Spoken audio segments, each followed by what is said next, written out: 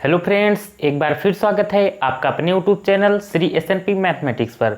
तो फ्रेंड्स, जैसा कि आप लोग जानते हैं कि इन दिनों हम क्लास 10th में फिजिक्स का चैप्टर 1 प्रकाश का परावर्तन रिफ्लेक्शन ऑफ लाइट कर रहे हैं, जिसका हमने 6 पार्ट कर लिया है। इसके पिछले वाले वीडियो में हमने अवतल दर्पण द्वारा प्रतिबिंब का बनना, इसके 6 नियम थे। 6 नियम हमने बहुत ही अच्छे तरीके से पढ़ा था। मैं उम्मीद करता हूँ आप लोग को वो वीडियो बहुत अच्छा लगा होगा। तो उसी तरह इस वीडियो की भी आप लोग अपना प्यार दीजिए और अपने दोस्तों को काफ़ी से ज़्यादा संख्या में शेयर कीजिए। तो आज हमारा टॉपिक चलने वाला है उत्तल दर्पण द्वारा प्रतिबिंब का बनना। एक सूचना और है कि अगर आप लोगों को इस चैप्टर का नोट्स चाहिए तो आप मुझे इस नंबर पर 8808671903 आप मुझे इस नंबर पर व्हाट्सएप मैसेज करके इस चैप्टर का कलरफुल नोट्स ले सकते हैं। ठीक, तो आइए हम देखते हैं ये कौन सा दर्पण है। हमारा उत्तल दर्पण है और आज हमें उत्तल दर्पण द्वारा प्रतिबिंब का बनना सीखना है।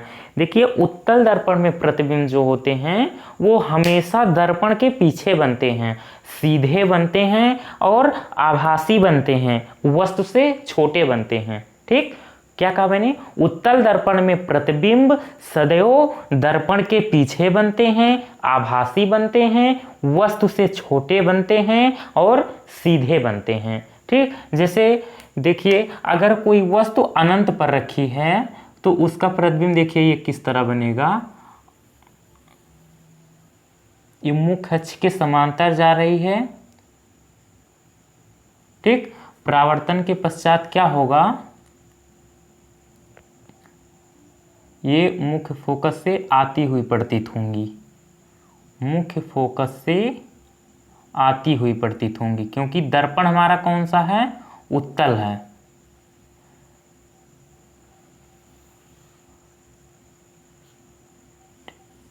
और दूसरी किरण ये गई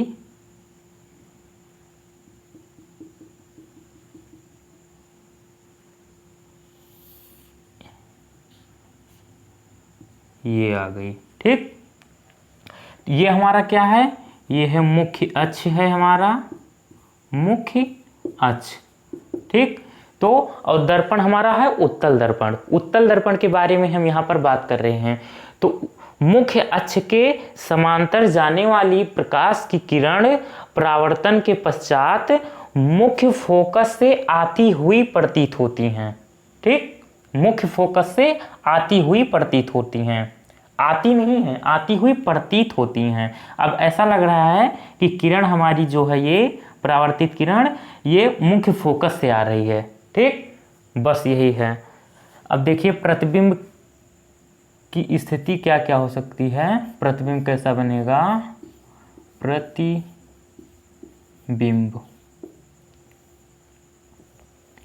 प्रतिबिंब जो है आभासी बनेगा।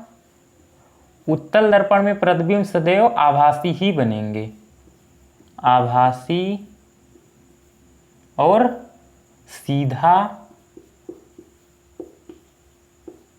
सीधा बनेगा और वस्तु से छोटा बनेगा, वस्तु से अत्यंत छोटा है, वस्तु से छोटा। और कहाँ बन रहा है? मुख्य फोकस पर, मुख्य फोकस पर बनेगा, मुख्य फोकस पर बनेगा और दर्पण के पीछे बनेगा, दर्पण के पीछे बनेगा। ठीक, तो आप इसका स्क्रीनशॉट लीजिए या वीडियो को रोककर आप इसे नोट कर सकते हैं। उसके बाद हम अवतल दर्पण के सूत्र का निगमन करेंगे, जो कि बहुत ही इम्पॉर्टेंट है। वो आपको क्लास 12th में भी मिलेगा और 11th में भी उससे मुलाकात होगी। तो आज हम आप लोग को बहुत ही इजी तरीके से अवतल दर्पण का फार्मूला ड्राइव करवाएंगे। पहले आप इसका स्क्रीनशॉट ले लीजिए।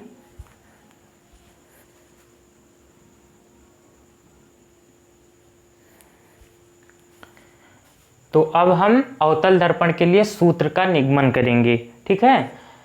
तो आज के बाद अवतल दर्पण का सूत्र का निगमन आपको बिल्कुल भी प्रॉब्लम नहीं होगी। इतना अच्छा से आज मैं आप लोग को पढ़ाऊंगा, ठीक। एक एक कॉन्सेप्ट आप लोग का क्लियर होगा। कोई ऐसा पॉइंट आप लोग को नहीं मिलेगा कि आप लोग सोचें कि ये कैसे हो गया, ठीक। तो आप देखिए, बहुत ध्यान से देखना। ये हमारा है अवतल दर्पण, इसे बोलते हैं हम क्या, ध्रुव। ये है हमारा मुख्य फोकस, ये है वक्रता केंद्र, ठीक। ये तो आप लोग को अब पता ही होगा। तो पहली किरण हमारी, नहीं देखिए, जैसे कोई वस्तु रखी है यहाँ पर O और O डैश, ठीक। यहाँ से कोई किरण गई और परावर्तन के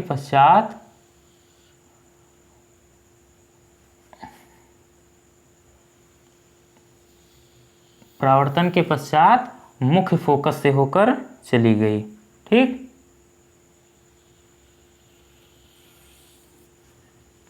थोड़ा इंक डाल लें।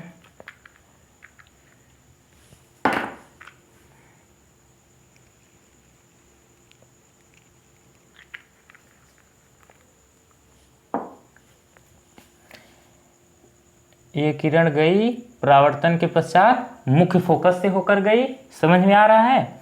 और दूसरी किरण हमारी वक्रता केंद्र से गई और यहाँ से गई, परावर्तन के पश्चात उसी मार्ग में लौट आई, ठीक।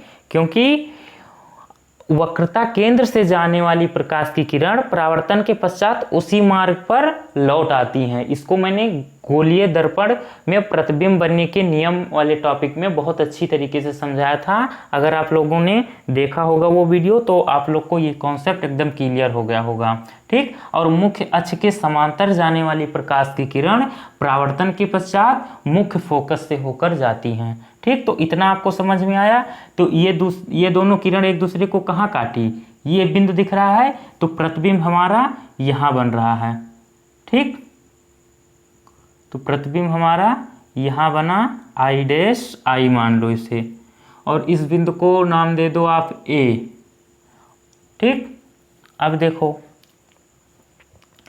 अगर आप इसका भाषा अगर लिखना चाहें तो देखिए किस तरह लिखेंगे।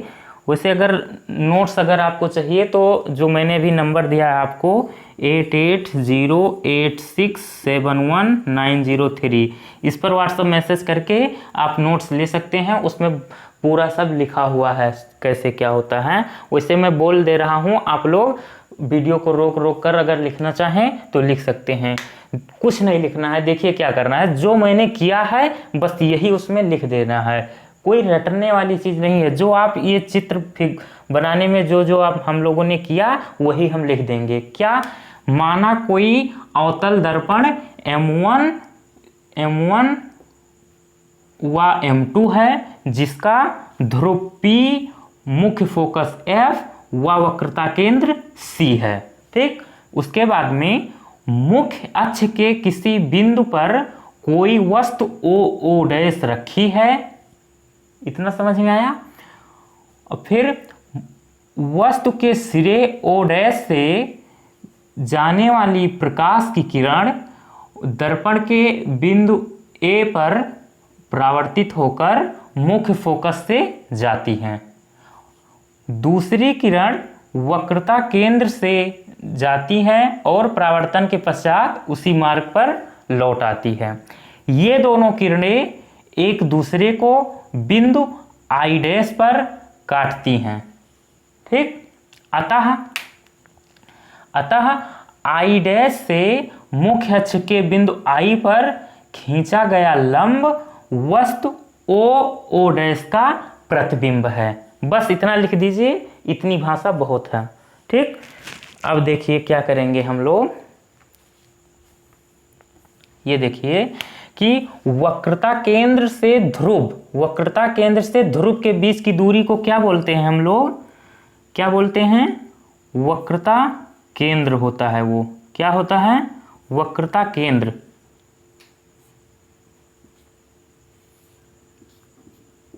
और इसे हम -r से लिखते हैं। ठीक दिख रहा है, एक मिनट में देख लेता हूं। हाँ दिख रहा है। तो वक्रता केंद्र से ध्रुव के बीच की दूरी -r क्यों, क्योंकि दर्पण हमारा अवतल है। अवतल दर्पण में ध्रुव के बाएं ओर की दूरियां सभी ऋणात्मक ली जाती हैं। ठीक, अब देखिए फोकस दूरी, ये फोकस दूरी और ध्रुव के बीच की दूरी क्या होती है, फोकस दूरी है ना, ये मुख्य फोकस और ध्रुव के बीच की दूरी फोकस दूरी होती है। तो यहां से हमें क्या पता चला कि ये है -f। ठीक, अब देखिए वस्तु से और ध्रुव से वस्तु के बीच की दूरी को हम u से लिखते हैं। किससे लिखते हैं, u से। और u माइनस में रहेगा क्योंकि दर्पण हमारा क्या है, अवतल है, इसलिए u माइनस में होगा। और क्या बचा, प्रतिबिंब कहाँ बन रहा है, I' से, I। तो I और P के बीच की दूरी को हम V से लिखेंगे। वस्तु से दर्पण के ध्रुव से प्रतिबिंब की दूरी को V से हम लिखते हैं। और माइनस भी होगा क्योंकि दर्पण हमारा अवतल है। तो इतनी बात आप लोग को क्लियर हुई।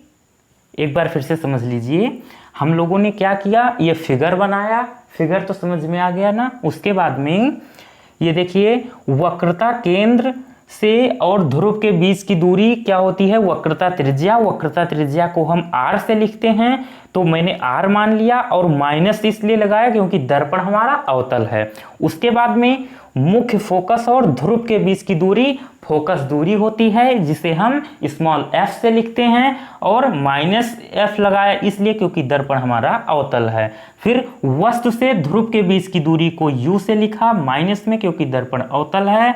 फिर प्रतिबिंब, यहाँ प्रतिबिंब हमारा यही तो है प्रतिबिंब और ध्रुव के बीच की दूरी को v से लिखते हैं -v। इतनी बात क्लियर हुई। अब देखिए आगे क्या करेंगे हम, माना दर्पण के ध्रुव से वस्तु की दूरी O और P, OP बराबर -u। ठीक, और क्या है, फोकस दूरी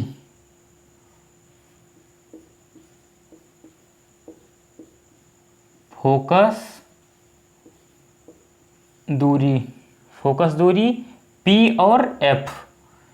फोकस दूरी PF है हमारा, क्या माना मैंने, -f। और क्या बचा, वक्रता त्रिज्या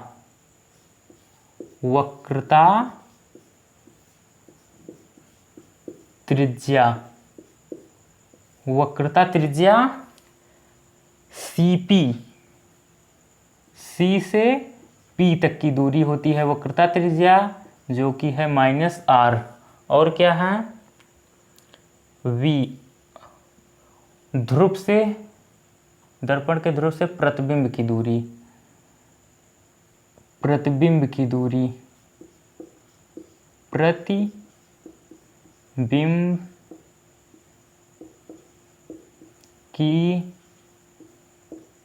दूरी क्या है, I और P, ये है -v। ठीक, उसके बाद में देखिए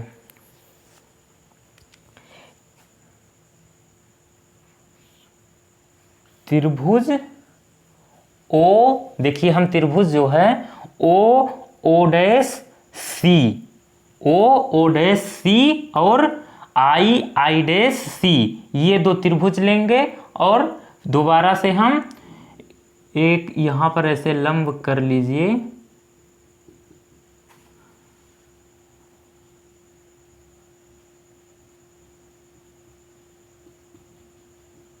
एन, दोबारा से हम लेंगे त्रिभुज ए एन एफ और आई डैश एफ। तो पहले हम इन दो त्रिभुज की बात करेंगे, ओ डैश सी और आई डैश सी की। तो ये दोनों त्रिभुज समरूप हैं। ठीक, समरूप का कॉन्सेप्ट आप लोग को पता है, अगर नहीं पता तो ये देखिए, एक मिनट आप देख लीजिए कि अगर त्रिभुज समरूप है तो क्या स्थिति होंगी, ये अभी आपको क्लियर कर दे रहा हूं मैं। अगर कहा जाए कि ये है ए बी सी और है ये पी क्यू आर, अगर बोला जाए कि ये दोनों त्रिभुज समरूप हैं, मीन्स सिमिलर, इंग्लिश में सिमिलर बोलते हैं, ये दोनों त्रिभुज समरूप हैं, तो समरूप की स्थिति क्या होती है, समरूप का नियम है कि समरूप त्रिभुज हैं तो उनके कोण के सामने वाली भुजा जो होती है, उनके कोणों के सामने वाली भुजाओं का अनुपात बराबर होता है। जैसे कोण ए और ये कोण पी, इनके सामने वाली जो भुजा है इनका अनुपात बराबर होगा, मीन्स बी सी और अपॉन में कोण पी के सामने की भुजा क्या है, क्यू आर इक्वल होगा कोण बी के सामने की भुजा क्या है, ए सी और अपॉन में कोण क्यू के सामने की भुजा पी आर। फिर कोण सी के सामने की भुजा ए बी अपॉन कोण आर के सामने की भुजा पी क्यू। तो ये होता है कॉन्सेप्ट समरूप त्रिभुज का। ठीक, सिमिलर ट्रिंगल। तो समझ में आ गया आप लोग को। इसे नोट करना चाहे तो कहीं आप रफ में नोट कर सकते हैं, वीडियो रोक के या स्क्रीनशॉट ले लीजिए। तो समरूप का कॉन्सेप्ट समझ में आ गया आप लोग को। अब देखिए, तो त्रिभुज हम सबसे पहले लेंगे ओ डैश सी, त्रिभुज ओ डैश सी एवं त्रिभुज I dash C, I dash C क्या है, समरूप हैं। ठीक, अगर समरूप है तो क्या होगा, ओ डैश भुजा ओ, एक मिनट इंक डाल दूं। समझ में आ रहा है आप लोग को? अगर वीडियो अच्छा लग रहा हो, समझ में आ रहा हो तो प्लीज़ लाइक कीजिए।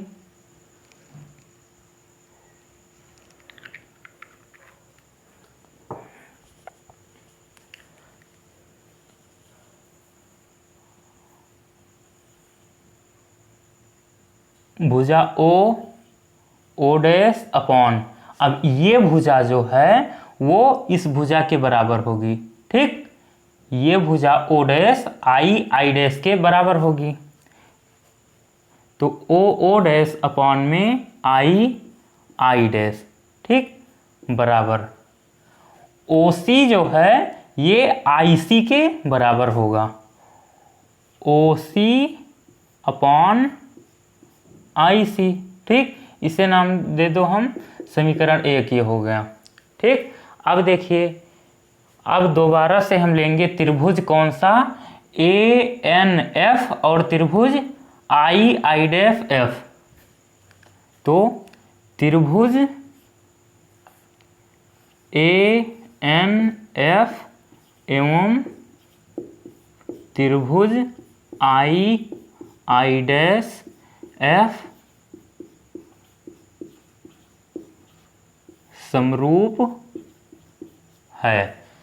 आई डैश एफ, त्रिभुज आई डैश एफ और त्रिभुज ए एन एफ समरूप है। अगर समरूप है तो क्या होगा, ये भुजा ए एन बराबर होगी भुजा आई डैश के। AN भुजा और अपॉन में I डैश, इनका अनुपात जो है वो बराबर होगा। फिर आगे ये वाली भुजा NF और ये अपॉन में क्या हो जाएगा IF, NF upon IF, NF upon में IF। ठीक, अब देखिए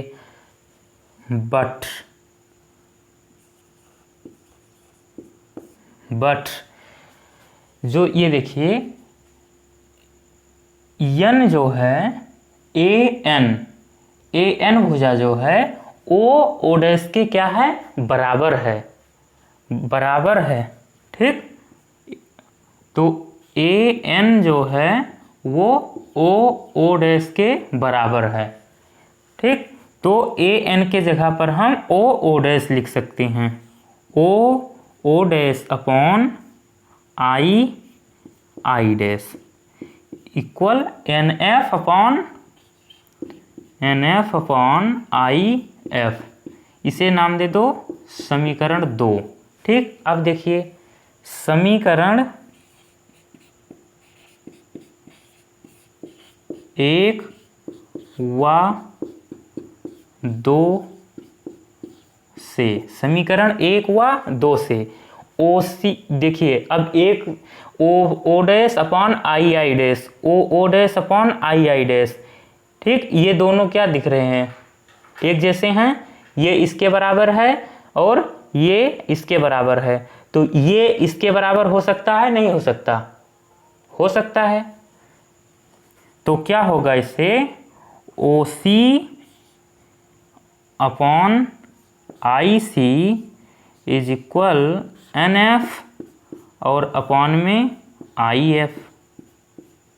ठीक, अब देखिए चूंकि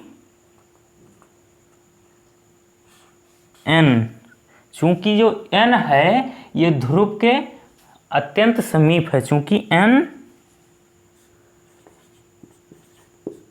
ध्रुव के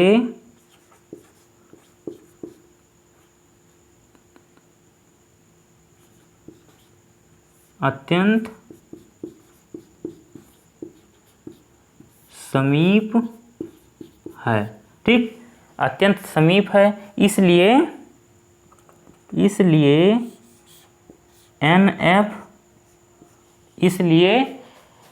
NF को हम क्या लिख सकते हैं PF, इसलिए NF is equals to PF। दिख रहा है आप लोग को? हाँ दिख रहा है। लिख सकते हैं नहीं लिख सकते? बिल्कुल लिख सकते हैं। तो देखिए OC अपॉन IC और इक्वल्स टू NF की जगह क्या हो जाएगा, अब NF और PF बराबर है ना, दिख रहा है, तो NF की जगह हम PF लिख सकते हैं, PF अपॉन में IF। ठीक, अब थोड़ी जगह की हमें आवश्यकता है। अब देखिए OC, अब हमें ये दूरी चाहिए, तो ये दूरी हम कैसे निकालेंगे? अगर हम OP में से CP घटा दें, इतने में पूरे में से इतना घटा दें तो इतना ही तो बचेगा। समझ में आया? नहीं समझ में आया। ये देखिए हमें OC चाहिए, O और C, OC हमें काम है OC, हमें इसकी दूरी पता करनी है। तो अगर हम OP में से CP को घटा दें तो हमें यही इतना ही तो बचेगा, तो हम यही करेंगे। OC को हम क्या करेंगे, OP और माइनस CP। ठीक, और अब देखिए नीचे है IC, नीचे क्या दिख रहा है IC, I और C। अब ये दूरी हमें चाहिए I और C। अब ये दूरी कैसे मिलेगी? अगर हम CP में से सी पी में से आई पी को घटा दें, यहाँ सी पी में से आई और पी को घटा दें तो यही तो बचेगा, इतना ही तो बचेगा, आई सी चाहिए। तो आई सी की जगह हम क्या लिख सकते हैं, C P minus I P is equals to P F और अपॉन में आई एफ।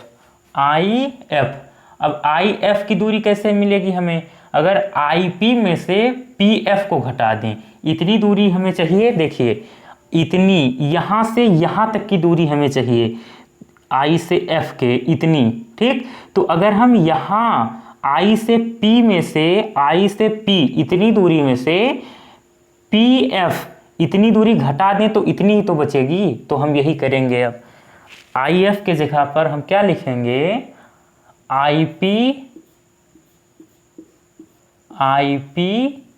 और माइनस पी एफ, ठीक। अब हम सबकी वैल्यू यहाँ पुट करेंगे। ओपी क्या थी, ओपी माइनस यू,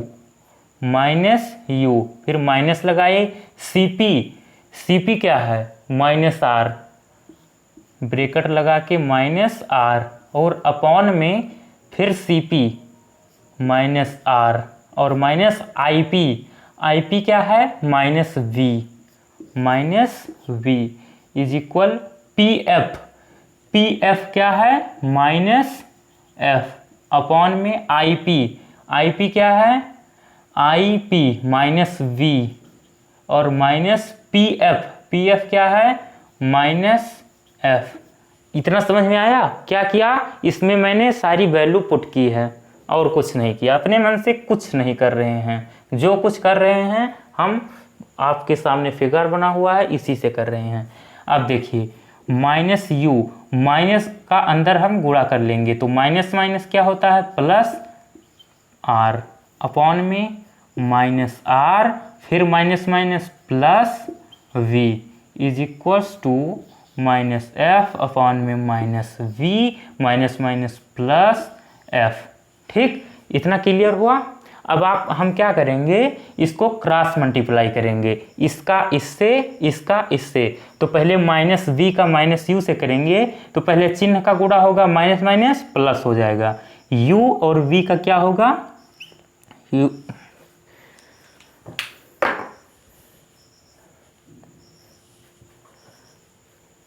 यू और वी का क्या होगा, यू वी, ठीक। और फिर माइनस और प्लस, माइनस वी और आर का वी आर। एक मिनट, अभी आप 1 मिनट रुक जाइए।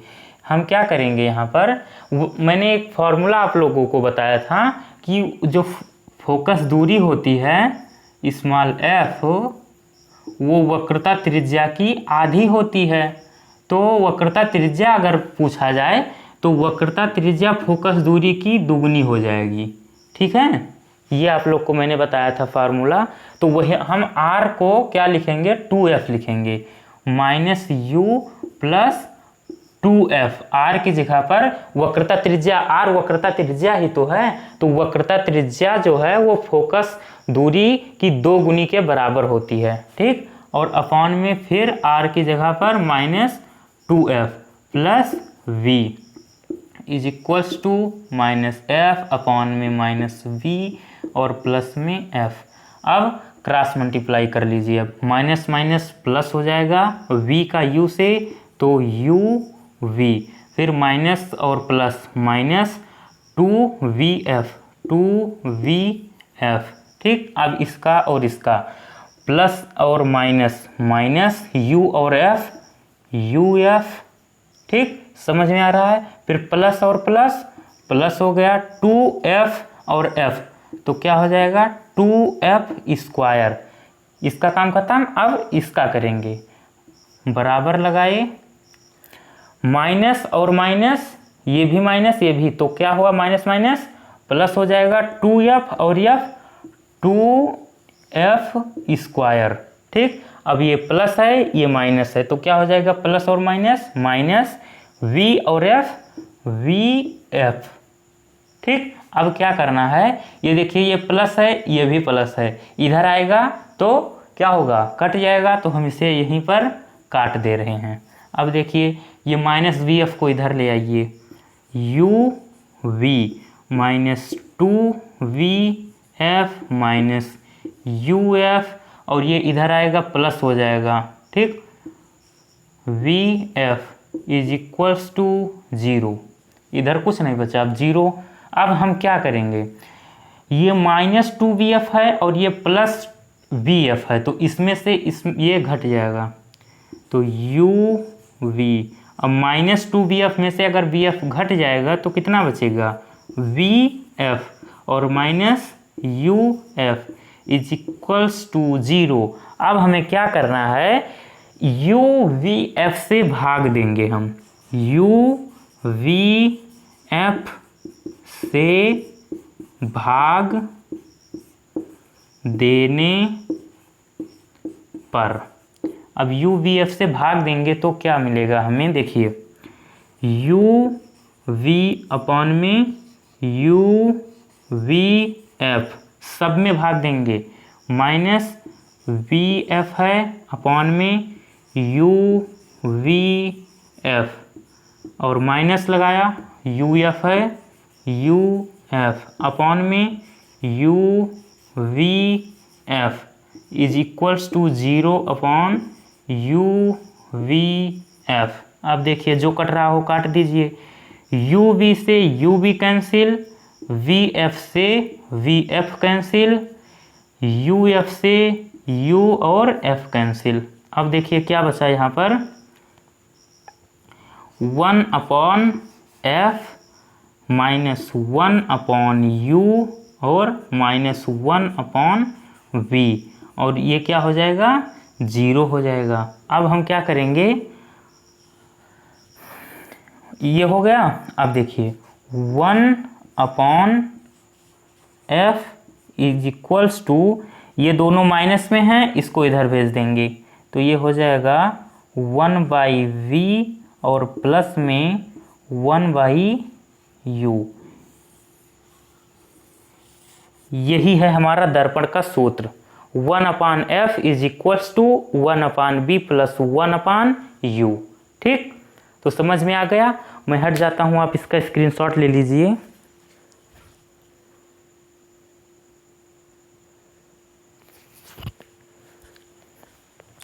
तो फ्रेंड्स, आज का ये वीडियो आप लोगों को कैसा लगा? अगर अच्छा लगा हो तो लाइक कीजिए और अपने फ्रेंड्स को शेयर कीजिए।